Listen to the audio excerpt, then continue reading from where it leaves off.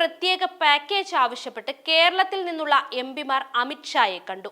പ്രിയങ്ക ഗാന്ധിയുടെ നേതൃത്വത്തിലാണ് എംപിമാർ ആഭ്യന്തരമന്ത്രിയുമായി കൂടിക്കാഴ്ച നടത്തിയത്. ഒരു നാടിനെ തന്നെ ഇല്ലാതാക്കിയ ഉരുൾപൊട്ടൽ ദുരന്തത്തിൽ നിന്ന് വയനാടിനെ കരകയറ്റാൻ അടിയന്തര നടപടി വേണമെന്നാവശ്യപ്പെട്ട് പ്രിയങ്ക ഗാന്ധിയുടെ നേതൃത്വത്തിലുള്ള കേരളത്തിന്റെ എംപിമാർ ആഭ്യന്തരമന്ത്രി അമിത്ഷായെ കണ്ടത്.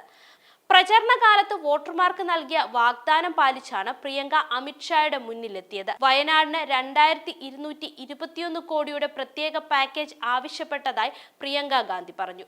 വ്യാഴാഴ്ച വൈകുന്നേരത്തോടെ ഇക്കാര്യത്തിൽ എടുത്ത നടപടികൾ അറിയിക്കാമെന്ന് അമിത്ഷാ ഉറപ്പു നൽകിയതായി പ്രിയങ്ക പറഞ്ഞിട്ടുണ്ട്. ഉരുൾപൊട്ടലിൽ ആ പ്രദേശം ഒന്നാകെ നശിച്ചു. ദുരിതബാധിതർക്ക് എല്ലാം നഷ്ടപ്പെട്ടു. വീട്ടിലെ മുഴുവൻ അംഗങ്ങളെയും നഷ്ടപ്പെട്ടവരുണ്ട്. അതിൽ ചെറിയ കുട്ടികളുണ്ട്. അവർക്ക് മറ്റൊരു പിന്തുണയില്ല.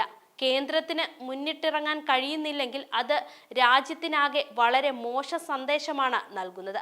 രാഷ്ട്രീയത്തിനതീതമായി ഉയരണമെന്നും ജനങ്ങളുടെ വേദനയും കഷ്ടപ്പാടുകളും മനസ്സിലാക്കണമെന്നും ആഭ്യന്തരമന്ത്രിയോട് അഭ്യർത്ഥിച്ചിട്ടുണ്ടെന്നും പ്രിയങ്ക ഗാന്ധി പറഞ്ഞു.